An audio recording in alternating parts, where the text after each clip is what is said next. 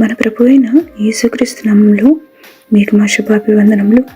ఈరోజు దేవుని వాగ్దానము, నా కృప నీకు చాలును, బలహీనత యందు నా శక్తి పరిపూర్ణమగుచున్నదని ఆయన నాతో చెప్పెను. కాగా క్రీస్తు శక్తి నా మీద నిలిచి ఉండు నిమిత్తము విశేషముగా నా బలహీనతల యందే బహు సంతోషముగా అతిశయపడుదును. 2 కొరింథీయులకు 12వ అధ్యాయము 9వ వచనము. He said to me, My grace is sufficient for you, for my power is made perfect in weakness. Therefore, I will boast all the more gladly about my weaknesses, so that Christ's power may rest on me. 2 Corinthians chapter 12 verse 9. ప్రార్థన.